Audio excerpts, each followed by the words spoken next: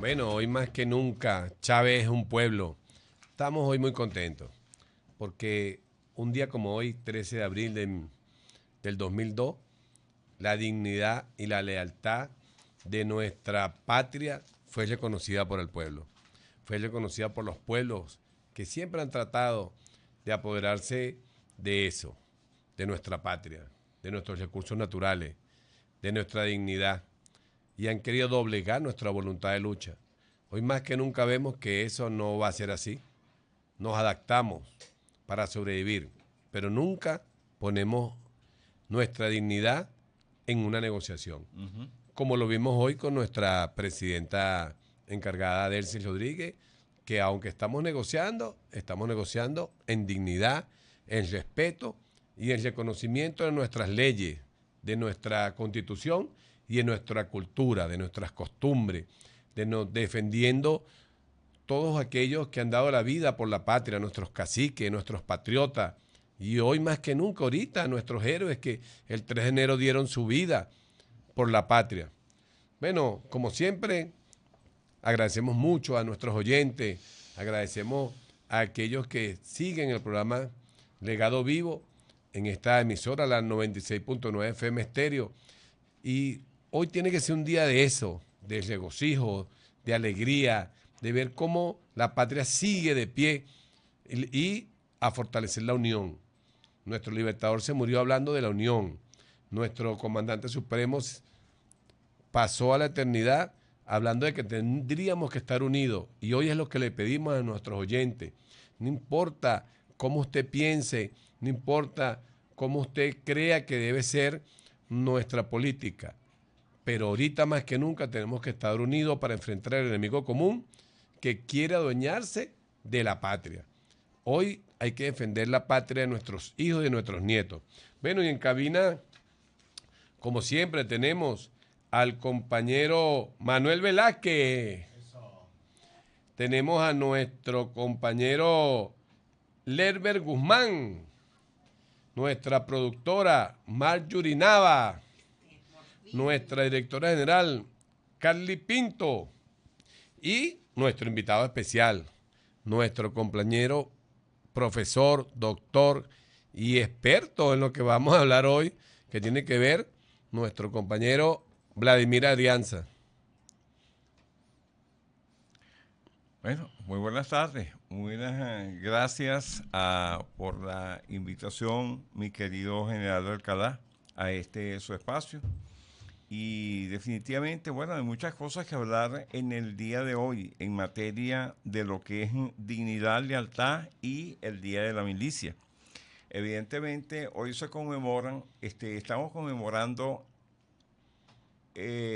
los sucesos de lo que fue del 11 al 14 de abril del año 2002, donde evidentemente se fraguó un golpe de Estado en contra del presidente Hugo Chávez, y ese golpe de Estado realmente también tuvo un conjunto de muertos que hoy deberíamos tomarlos como héroes, justamente del proceso revolucionario que se ha hecho aquí en Venezuela. Evidentemente, esto nos lleva a reconocer etapas de nuestra historia que son sumamente importantes, etapas en nuestra historia que todavía no hemos digerido en términos de dividirlas en etapas, para lo cual en este caso me esfuerzo en estos días por dar algunos aportes al respecto. Pero definitivamente hay que tomar en cuenta que hemos vivido, que hemos hecho historia viva. Y hemos hecho historia viva desde una perspectiva de la dignidad, de un pueblo que tiene 30 millones de habitantes, que es un pueblo que tiene un legado histórico impresionante y que lucha desde la perspectiva de la paz. Eso hay que tomarlo en cuenta de esta forma y bueno, tendremos tiempo para comentar aquí en el marco del programa toda una serie de aspectos que seguramente usted como conductor del mismo tiene en cartera. Sí, nosotros este programa tratamos que sea escolástico. Siempre hablamos de los actos históricos en que estamos, hablamos de lo que está pasando actualmente y también damos como una esperanza a nuestros oyentes de hacia dónde vamos. Porque mucha gente ahorita, cuando nos llaman al programa y nosotros vemos en el WhatsApp lo que nos preguntan. A veces la gente piensa que ya no somos bolivarianos, que ya no somos chavistas. No, la ideología bolivariana es constitucional, es parte de nuestra constitución, se llama República Bolivariana de Venezuela. Entonces, la idea de Bolívar es la que nos marca.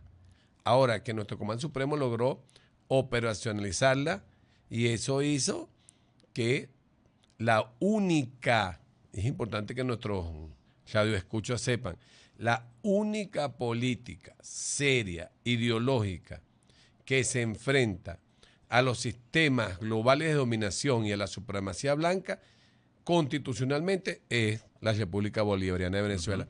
Y por eso es que nosotros en el 2014, que lo vamos a hablar aquí en el tema histórico, el presidente de los Estados Unidos en ese momento, Obama, hizo un decreto que éramos una amenaza inusual y extraordinaria contra los intereses, lo hice muy claro, contra los intereses de los Estados Unidos de América. ¿Por qué? Bueno, porque los intereses de ellos eran lo que estamos viendo 12 años después, adueñarse del petróleo mundial, enfrentarse a los sistemas que ellos no podían sin tener el petróleo de Venezuela asegurado. Y eso hay que tenerlo claro, porque si no podemos avanzar creyendo en otros cantos de sirena que no son. Bueno, compañero de postdoctorado, nuestro profesor Vladimir, háblenos, vamos a empezar en este primer segmento con lo que tiene que ver con lo histórico. ¿Cómo llegamos al día de hoy? Bueno, eso es un recuento larguísimo, porque hay que tomar en cuenta, por cierto, yo vengo trabajando en ese tema en 2 cátedras que he tenido en el Centro Nacional de Estudios Históricos. Y la dividimos en 2 porque, honestamente, había que hacer una antes de lo que es la Venezuela republicana y otra después de la Venezuela republicana. Cuando nosotros analizamos que lo que vivió previo a la Venezuela republicana tuvo que ver con todo lo que fue el genocidio indígena que desarrollaron los europeos, porque yo no pongo solamente a los españoles, a los europeos en Norteamérica.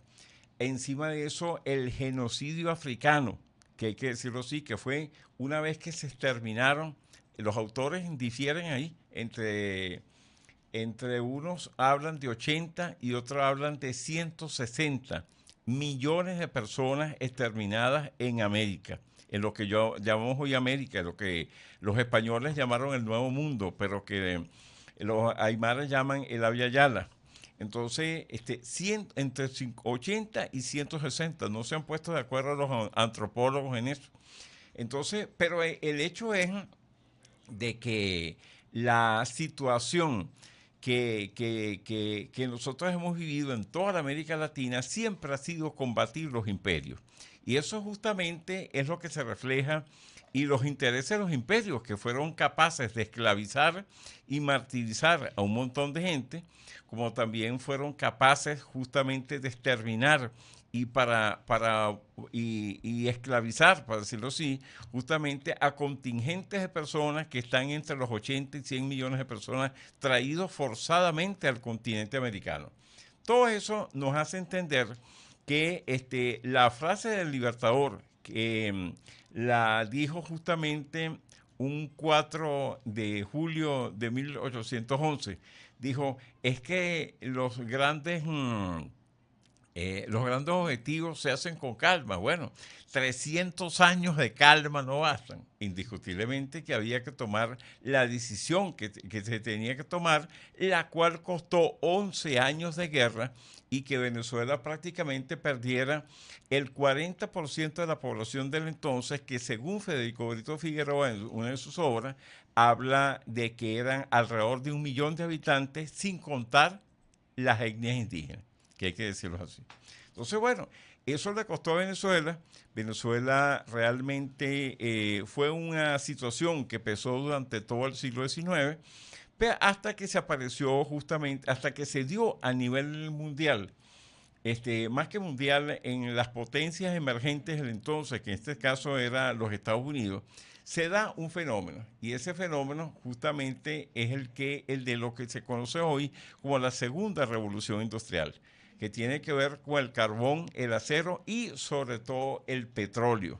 Y ese petróleo justamente es el que trae justamente a tres potencias extranjeras en el año en 1902, justamente cuando tres potencias extranjeras bloquean a todo el país. Y ese bloqueo justamente ahí marcó justamente el inicio de la etapa petrolera que hoy en día todavía estamos viviendo. Bueno, para los que nos escuchan, vamos a una pausa y continuamos con tu programa Legado Vivo. Continuamos con nuestro programa Legado Vivo. Hoy vamos a citar del libro Hugo Chávez, un huracán hecho pueblo, en la página 187, que nos habla de la moral espiritual de la patria. Y nuestro comandante decía, el imperialismo norteamericano y sus aliados en el mundo ponen hoy en peligro no solo la paz mundial, sino la misma sobrevivencia de la especie humana en este planeta. Eso lo dijo nuestro comandante supremo el 21 de julio de 2006 y lo dijo en el discurso en el campo de rugby de la Universidad de Córdoba en Argentina. Qué tan claro estaba el comandante, ¿no? De lo que nosotros íbamos a ver. Bueno, y hoy vemos cómo ese acto bien bonito de la milicia, nuestro comandante general Loquivi y mayor general Loquivi, y nuestras estructuras en las cuales nos vemos unidos en fusión popular, militar, policial, que es parte de esa estructura que se formó en la Unión Cívico-Militar ese 13 de abril del 2002.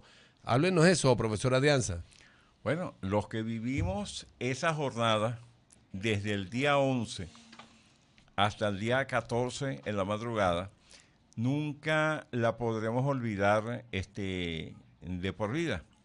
¿Por qué? Porque fue una jornada muy especial. Fue la jornada donde se mostró la necesidad de fusionar al pueblo con la Fuerza Armada. Y por supuesto, no solamente fue y que ha evolucionado hasta hoy a lo que usted acaba de definir, estimado general, justamente porque eso ha sido la base de la Constitución, de la solidez de un Estado, que es el que estamos defendiendo en este momento, justamente para evitando algo que el Libertador siempre nos advirtió, que es evitar la anarquía. Entonces, mantener el orden, mantener la seguridad, mantener las expectativas de desarrollo, mantener todo lo que es la cohesión de un Estado. El funcionamiento de un Estado forma parte hoy de la seguridad de la nación y de su defensa integral. Y es vital para que nosotros podamos hablar más de desarrollo y sobre todo desarrollo en términos de lo que estamos viviendo actualmente. Nosotros estamos viviendo actualmente una política muy agresiva de parte de los Estados Unidos. No solamente fue lo que sucedió el día 3, sino lo que se proyecta para toda la América Latina a partir de ese momento. La proyección para la América Latina es que, de acuerdo al National Security Strategy, o sea, al documento de seguridad nacional de los Estados Unidos publicado, en este caso, el 2 de diciembre del año 2025, prácticamente los Estados Unidos pretende convertir en una suerte de protectorado a todos los países de la América Latina. Y justamente el ejemplo fue lo que hicieron aquí en Venezuela.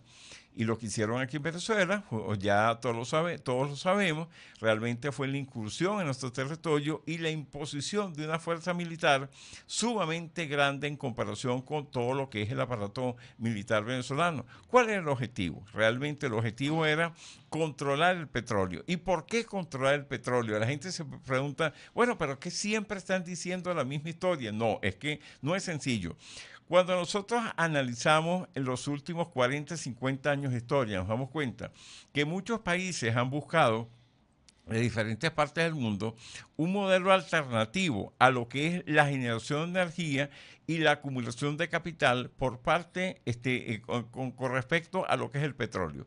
Pero definitivamente, mientras nosotros vemos pasos de la República Popular China, en el cual ellos han diversificado mediante energía eólica, energía solar, diferentes medios de producción de energía, inclusive se está hablando de satélites que permitan reflejar inclusive de noche luz en la Tierra. Nosotros vemos que realmente los Estados Unidos sigue dependiendo del marco petrolero y que sigue dependiendo no solamente desde el punto de vista energético, sino que sigue dependiendo desde el punto de vista financiero. O sea, todo el mecanismo de acumulación de capital de los Estados Unidos hoy en día sigue dependiendo del petróleo, y de ahí su intención su incursión, mejor dicho, en los rincones del planeta.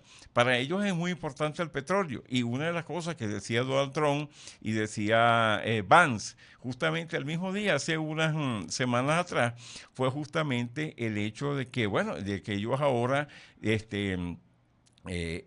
controlan, para decirlo así, la reserva de petróleo más grande del mundo. Pero definitivamente cuando uno dice la palabra controlan, realmente denota algo mucho más allá de lo que realmente está pasando. Eso no sucedería así.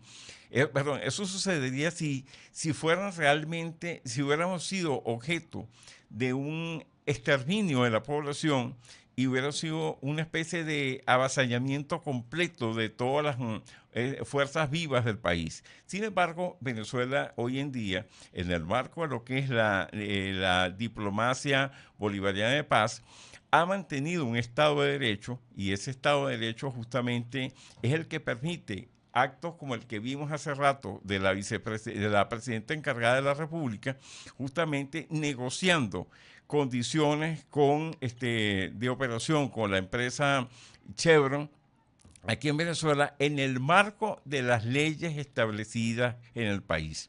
Eso no se pudiera hacer si Venezuela no tuviera realmente un Estado que estuviera funcionando, y el Estado está funcionando. Entonces, evidentemente, la posición que tiene la Presidenta de la República es una posición consona con lo que va a preservar dos elementos. Uno, la integridad completa de la nación, incluyendo su territorio. Y lo segundo, va a permitir llevar al derecho internacional poco a poco realmente todo tipo de negociación que se requiera para garantizar justamente un beneficio para ambas partes, tanto para los Estados Unidos como para Venezuela, pero sobre todo para que nos permita a nosotros obtener el beneficio de la exportación de crudo que tanto hace falta para poder invertir en diferentes elementos aquí en el país que son asociados a nuestro desarrollo. Adelante, general. Sí, es importante en esa estructura mantener el poder. Uh-huh. Cuando nosotros estudiamos los grandes de cómo el conflicto avanza, ¿no? Nos recordamos algo muy importante, ¿no? Que decían que la guerra es la continuación de la política por otros medios. Uh-huh.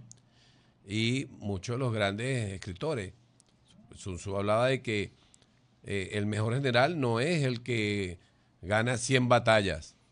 El mejor general es el que gana esas 100 batallas sin luchar. Uh-huh. Y yo creo que nosotros lo que también tenemos ahorita es una gran guerrera que está ganando esas 100 batallas en paz, sin que caigan bombas, como está pasando en Afganistán, como está pasando en Libia, como está pasando en Siria, como está pasando en Irán, como está pasando en Ucrania, donde hay millones de fallecidos. Entonces, preservar la paz y aún así mantener de pie la dignidad y la lealtad a Bolívar y a Chávez es digno de admiración. No es fácil enfrentarse al imperio más grande del mundo desde la misma posición política y desde la misma ideología bolivariana. Entonces, hoy más que nunca queremos darle un aplauso a nuestra presidenta, que está haciendo mucho con esa gran fortaleza que tiene la unión, que ahora se llama Fusión popular, militar, policial. Un aplauso para nuestra presidenta. Entonces, profesor, hoy que vemos esta estructura, ¿no? No es cualquier día firmar hoy, porque escoger firmar hoy,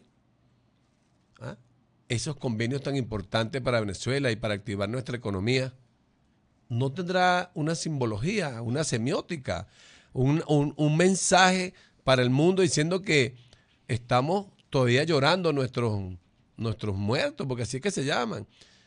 Y aún así estamos de pie, como decía ese gran patriota, que dígalo usted, profesor. No, adelante. Entre vencer y morir es necesario por favor. Vencer. José Félix Rivas. Es importante 1814. vencer. ¿Cómo vamos a vencer? En esa estructura de mantenernos firmes, de luchar y de mantener lo ideológico. Bueno, vamos a una pausa, profe. Y ahorita continuamos con tu programa Legado Vivo. Para aquellos que tienen dudas, seguimos siendo bolivarianos y chavistas hasta la muerte. Dios nos los bendiga. Continuamos con tu programa Legado Vivo. Hoy estamos muy contentos, ¿verdad? Que hoy estamos contentos porque Venezuela está de pie. Y los venezolanos estamos claros hacia dónde vamos. Que vamos a ser una potencia mundial, sí lo vamos a hacer. Pero de las estructuras humanistas, desde la estructura de las necesidades humanas, no de las estructuras de la necesidad de acumular capital. Hay gente que tiene para vivir, él y su familia, 1 millón de vidas y todavía siguen creando conflictos en el mundo para tener más dinero que no se van a poder gastar, porque la codicia no tiene fin, la avaricia no tiene fin. En cambio aquí nosotros sí entendemos lo que es el ser humano y nos sentimos ser humanos, nos tocamos. Ali Primera decía que la patria es el hombre. Bueno, profesor, entonces estamos alzados. Ahora dígame por qué sí podemos estar alzados de que sí vamos a seguir en la estructura bolivariana, en la doctrina bolivariana y en el humanismo, por encima de los bancos, por encima del capitalismo y por encima de esa estructura de dominación que nos da una limosna para tratar de dominarnos. Fíjate que, general, que tú decías algo muy trascendente, muy de fondo, que es el hecho de Sun Tzu. Citas a Sun Tzu en el arte de la guerra. El arte de la guerra prácticamente nos enseña que no necesariamente es librando batallas, es justamente en el marco de Sun Tzu que dice que el que gana una guerra es el que logra evitar que ésta suceda. ¿Por qué? Porque creó condiciones objetivas necesarias justamente para evitar que ese conflicto se dé. Entonces, en el marco de Sun Tzu hay muchas cosas que podemos comentar aquí, pero particularmente ese detalle es relevante, y ese es relevante porque lo tenemos en nuestra historia. Venezuela en 1902, yo hablaba de ese elemento antes, 1902 fue rodeada por 3 potencias, una de las cuales es que, por cierto, las consecuencias son mucho más profundas para lo que nos va a dar tiempo aquí el programa a analizar. Pero definitivamente ellos estaban interesados en picar el país en 3 pedazos. Y entonces en picar el país en 3 pedazos, y sin embargo, la acción que se hizo desde una perspectiva, primero con Cipriano Castro, y luego justamente, más allá de todos los cuestionamientos que podamos hacer de Gómez, el objetivo siempre fue mantener la integridad nacional. Y manteniendo esa integridad, realmente le dio tiempo al tiempo, sobre todo le dio tiempo a un país. ¿Cuántos éramos en ese entonces? Venezuela tenía 2.1 millones de habitantes para ese entonces. 2.1 millones de habitantes. 2.1 millones de habitantes en contra de potencias extranjeras que estaban acostumbrados a tener colonias, que estaban acostumbrados a hacer la guerra, que estamos en el marco de lo que se llamó el auge del imperialismo en ese momento histórico. Indiscutiblemente no era una pelea frontal, había que buscar alianzas, había que buscar otra forma de defender el país. Y defender el país, más allá de muchas hechos infortunados que sucedieron, fue justamente lo que se intentó hacer. Y lo que se intentó hacer no solamente en tiempos de en esos tiempos, que fueron los inicios del siglo, sino a posteriori durante todo el siglo XX. En Venezuela se utilizó la renta petrolera para mejorar, para conectar un país, para mejorar la infraestructura, para crear condiciones para que la gente pudiera ir a la escuela, para crear universidades, para que la gente pudiera ir a las universidades, independientemente de los matices que eso pudiera tener. Y bueno, y definitivamente hay cosas que se salieron de rumbo. Al final del siglo XX realmente tuvimos un alzamiento popular porque aquí se intentó aplicar todas las normas del Fondo Monetario Internacional.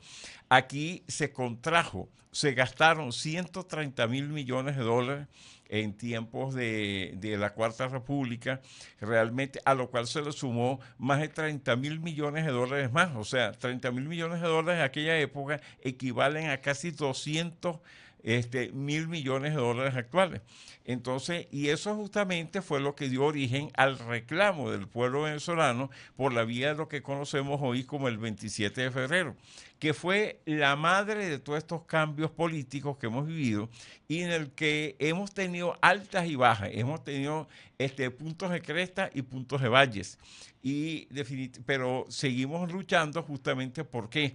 Por darle sentido, propósito y razón a la construcción de una república bolivariana, una república independiente, una república que indiscutiblemente tiene que enmarcarse en los caminos de desarrollo y que no hay otra forma para hacer desarrollo. Uno, conservar la vida, de ahí la frase de José Félix Rivas que usted señalaba anteriormente, que es, no podemos optar entre vencer o morir, necesario es vencer y para vencer hay que tener vida.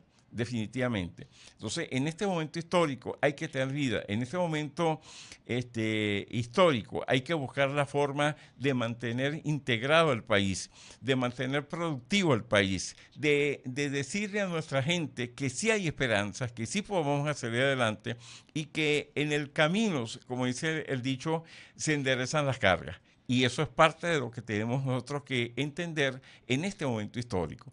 Sí, es cierto, si Venezuela hubiera, si la historia hubiera sido otra de los últimos 3 meses, seguramente usted y yo a lo mejor podríamos no estar aquí.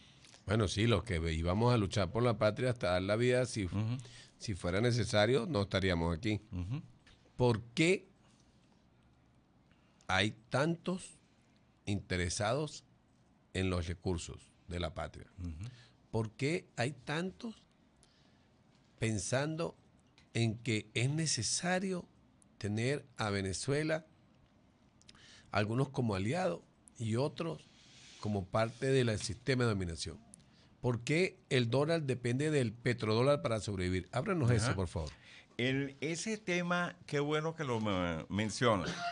Ese tema es muy importante. Hoy en día, una de las cosas que está sobre el tapete es que en el año 1974, realmente se fabricó un convenio. En el momento en que Nixon, en el 71, deroga el que fue parte de los acuerdos de Bretton Woods, el señor Nixon realmente crea un punto de inflexión, el cual se solventa 3 años después con una visita de un personaje que de apellido Simon, y ¿a dónde? A Arabia Saudí.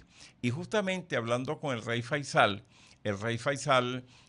conviene en secreto, hay que decirlo así, con el señor Simon, lo cual estuvo avalado luego por Henry Kissinger, simplemente de que ellos iban a vender su petróleo en dólares, que iban solamente a vender el petróleo en dólares. ¿Para qué? Para que, y con eso Arabia Saudí simplemente obtenía un conjunto de beneficios que no se hicieron públicos internacionalmente, pero que eso realmente por una parte mantuvo el reino, porque la otra alternativa fue la que el rey Faisal se dice que dijo, bueno, ¿y qué pasa si no lo hacemos?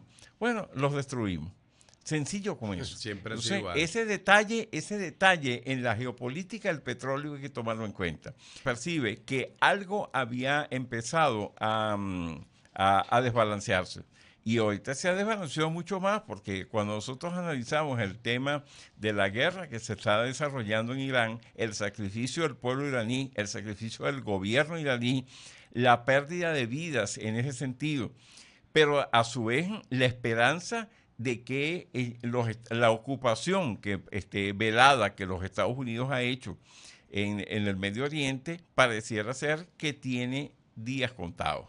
Entonces, nosotros tenemos que entender la geopolítica del petróleo. ¿Por qué? Porque se dice, entre otras cosas, que durante varias fuentes indican que para el petróleo, las reservas probadas de petróleo al ritmo de consumo actual van a desaparecer en 40 o 50 años de tiempo. Y eso en tiempos históricos es sumamente corto.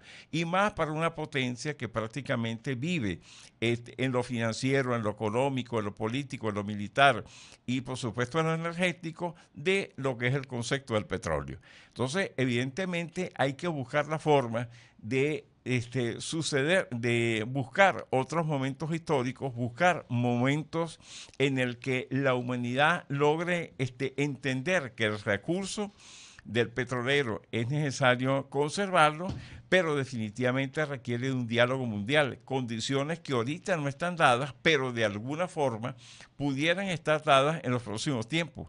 Hay que ganar tiempo, y ese tiempo que hay que ganar justamente es el que debe ayudar a que se imponga lo que es una diplomacia, la diplomacia de paz, que se reconstruyan las Naciones Unidas, como el presidente Hugo Chávez lo planteó tantas veces, que había que reformular las Naciones Unidas. Hoy las Naciones Unidas, la operatividad de las Naciones Unidas, el funcionamiento de las Naciones Unidas, el funcionamiento de la diplomacia internacional ahora es más importante que nunca, y sobre todo cuando estamos viendo los resultados de una guerra atroz como la que se está desarrollando todavía en lo que conocemos como el Medio Oriente o el Asia Occidental, porque no hay solución en la guerra. En el diálogo sí la hay, en la diplomacia sí la hay, en las leyes sí la hay, y en la búsqueda de soluciones ganar entre todas las partes. Y vamos a ver, por cierto, de eso en el transcurso de este año, muchas negociaciones de las grandes en el marco de las grandes potencias del planeta, pero definitivamente que a juro tienen que abrirle paso a un diálogo. No puede ser la guerra, porque por la vía de la guerra, sobre todo por la vía del desarrollo de una guerra nuclear, no hay esperanza para nadie en la humanidad. Así que a juro el diálogo tiene que prevalecer. A juro las leyes tienen que prevalecer. A juro los acuerdos y a juro la vida tiene que prevalecer, porque es la única forma de preservar justamente al ser humano. Bueno, miren, uno se lee tantas cosas, ¿no? Yo me estoy leyendo aquí El Fuego Sagrado de Jacinto Pérez Arcay, nuestro general en jefe. Y él en la página 211 dice, El Libertador, citamos El Libertador. Uh-huh. El Libertador, orientada a la consecución de la justicia no cristalizada en praxis, porque los hombres que rodean al poder carecían de la sensibilidad social y se la tenían, era en la magnitud inferior a sus propios intereses. Uh-huh. O sea, el Libertador decía que los intereses propios pasaban por los intereses humanos uh-huh. en las estructuras del poder. Hoy vemos cómo eso es lo que estamos viviendo cada día con la supremacía blanca que se adueñó de la potencia más grande del mundo, y vemos cómo Irán en su dominio del estrecho de Hormuz, la geografía, ¿no? Cuando seguimos con el conflicto bélico, lo uh-huh. importante que es lo geográfico, uh-huh. la ubicación geográfica, dijo, bueno, todos los que quieran pasar por el estrecho de Hormuz tienen que pagar en yuan. ¿Qué pasa si en verdad eso se da y paguen en yuan y no paguen en el petrodólar? Lo primero que hay que tomar en cuenta, partiendo de lo que comentamos, de que hace 2 años Arabia Saudí no dijo que no, pues no continuaba con el acuerdo de petróleo, es porque hoy, cuando nosotros analizamos lo que pasa por el Medio Oriente, por el estrecho de Hormuz, estamos hablando de que el 20% del petróleo mundial aproximadamente, y el 25% de la producción de gas sale por allí. Pero no solamente es eso, por ahí transitan también la producción de diferentes minerales que se utilizan justamente para la fertilización de los campos de cultivo a nivel del mundo. Entonces, cuando vemos eso y vemos realmente que lo que está planteado y lo que estaba planteado desde hace 2 años, cuando Arabia Saudí empezó a vender su petróleo en yuanes, es una suerte de cesta de moneda que va a ser en la que se comercialicen diferentes minerales estratégicos, entre ellos el petróleo. En las proyecciones que hoy en día se hacen es que para dentro de un tiempo, no sabemos cuándo, digamos que 2, 3, 4 años a futuro, tal vez más, tal vez menos, estemos hablando de varias monedas en las que se comercializa el petróleo y no solamente el dólar, lo cual significa de alguna forma que ha habido una afectación de las condiciones omnímodas que han habido justamente desde el 74 para acá y que definitivamente van a significar este cambio de orden mundial que nosotros estamos viviendo en este momento. Ahora, nosotros estamos en una geografía que está cerca de una potencia que fue la que nos agredió el 3 de enero. Pero indiscutiblemente, con el tiempo hay condiciones que van cambiando. Y esas condiciones que van cambiando son las que nos van a decir, con la debida lectura a todos nosotros, cómo iremos rescatando las cosas que tenemos que rescatar en el marco de lo que es el desarrollo soberano de nuestros intereses como pueblo. Y esos intereses como pueblo nos van a llevar a que tenemos que seguir luchando por lograr el desarrollo del país. El tema del petrodólar, indiscutiblemente ya parece ser que es algo que empieza un punto de transición en la historia. Y ese punto de transición lo estamos viviendo. Entonces hay que, los sucesos históricos no ocurren como las películas de Hollywood, que son hechos en 2 horas. Entonces, definitivamente, no podemos decir que eso sucede en 2 horas. Realmente son cosas que requieren de mucho más tiempo y ese tiempo es justamente el que estamos viviendo, el que tenemos que vivir y el que tenemos que vivir con toda la paz posible para poder desarrollar las fuerzas vivas que la República necesita para lograr existir y para lograr su desarrollo. Sí, bueno, nosotros, ¿qué nos interesa de lo que usted bien nos desgrimió? Que el poder más grande que tiene el imperialismo es que tiene la maquinita de hacer los billetes. Inorgánico, más billetes, necesitamos más billetes, haga más billetes, más, haga más. Cuando esa maquinita no sea reconocida internacionalmente, porque ya no domine en que el petróleo y el gas se venden únicamente en su moneda, sin esa maquinita, ¿cómo va a ser el imperialismo para sostener su deuda, la más grande del planeta? De eso me encantaría Hacer otro agregar programa. un detallito ahí, porque una de las cosas que hemos visto recientemente es que los Estados Unidos ha alcanzado 39 billones. O sea, cuando decimos billones, hablamos de millones de dólares de deuda externa. O sea, una nación que se encamina a los 40 billones de dólares. Sin un acuerdo del petrodólar, indiscutiblemente eso se pone cuesta arriba.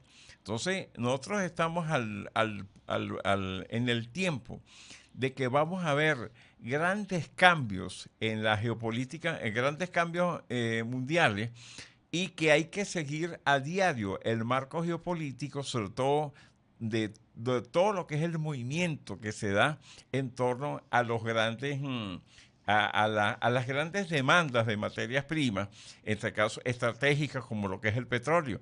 Y el petróleo sigue siendo un sustituto que no existe algo como lo conversamos una vez, Fernando Travieso, mi querido Fernando, que donde quiera que esté, yo le envío saludos desde este programa. Fernando Travieso y mi persona, que yo le conversaba a Fernando, ¿cómo calificamos el petróleo? Entonces, Fernando decía, bueno, lo que pasa es que no tiene un sustituto de igual calidad. Y es que es verdad, nosotros estamos hablando de una transición hacia el gas. Hay inmensas reservas de gas a nivel mundial. Venezuela está entre la séptima y la octava reserva de gas del mundo. Venezuela tiene un patrimonio no solamente en materia de gas, de lo que es gas asociado, por una parte, al petróleo, pero también tiene reservorios propios de gas en nuestro mar territorial y zona económica exclusiva. Entonces, evidentemente, hay un futuro allí que hay que tomar en cuenta, y hay un futuro también que hay que tomar en cuenta desde la perspectiva que si muchos países en el mundo han partido de importar materias primas para lograr desarrollo tecnológico, ya nosotros tenemos algo andado. Entonces, evidentemente, Venezuela tiene motivos para sentirse esperanzada. Y esa esperanza realmente es la que nosotros no debemos perder en estos momentos, y más cuando estamos conmemorando hoy, y más que todo celebrando el hecho de que un 13 de abril revirtió lo que un 11 de abril intentó imponer aquí en Venezuela. Y ese 13 de abril y los que amanecimos el 14 a las 5 de la mañana, cuando vimos que el helicóptero traía de vuelta al presidente Hugo Chávez y que ya las piernas no nos daban para estar parados ahí, y etcétera, definitivamente vimos que había una esperanza que en 4 días se logró consumar. Algo que 3 días antes se veía totalmente negro. Y ahora nosotros, acabamos de ver, y no, desafortunadamente no, estamos haciendo el programa y no pudimos escuchar el discurso completo, a la presidenta encargada de la República dirigiéndose. Hay 2 cosas que vale la pena decirlo, mi querido general, que una es la perspectiva semiótica. La presencia de la presidenta encargada, vestida de blanco, con una rosa negra en el pecho, denota realmente el luto por nuestros caídos. El duelo. El duelo por nuestros caídos. Pero eso no nos impide avanzar para buscar justamente las condiciones que le permitan al país salir adelante. Y luego la vemos frente a los milicianos. Y el hecho mismo de tener la milicia ya es un hecho reivindicativo, porque eso justamente es un factor disuasivo sumamente convincente, porque una cosa es bombardear el país, un país como lo estamos viendo en el Medio Oriente, y otra cosa es ocupar un país completo. Entonces, evidentemente, hay una diferencia inmensa en esos elementos, y eso es parte de lo que todos los días, construyendo lo que estamos construyendo poco a poco, tenemos que seguir dando pasos justamente para garantizar esa seguridad del país y esa defensa integral que tenemos que seguir construyendo, inclusive en el marco productivo, para depender lo menos posible, no solamente de la renta petrolera, sino de que podamos producir en el país, chicos, cosas que realmente tenemos condiciones de cómo poder hacerlo. Digo yo, energía suficiente, agua potable con todo el marco tecnológico que se necesita para llevarle agua a todo el mundo y a todas las industrias en casa. Por supuesto, los alimentos, sobre el cual hemos dado pasos muy importantes en los últimos años, digamos que en la última década. Y por supuesto producir medicina, producir equipos médicos, producir todo lo que se necesita producir en el país, para lo cual tenemos con qué producir aquí en el país. Entonces, eso es parte justamente de la defensa integral de la nación y del desarrollo integral de la misma, por lo cual debemos trabajar cada día más con más ahínco en los próximos tiempos. Bueno, qué contento estamos de tenerlo aquí en el programa nuestro profesor Adrianza. Y bueno, para todos aquellos que quieren estudiar petróleo y estudiar gas, para que no tengamos que contratar extranjeros, sino que nuestros venezolanos sean los que operen nuestra PDVSA. Bueno, gracias por escucharnos, los queremos mucho y los esperamos el próximo lunes. Que Dios bendiga a la patria. Así es. De un amigo que nos devolvió la risa, no hay adiós definitivo, ni fin.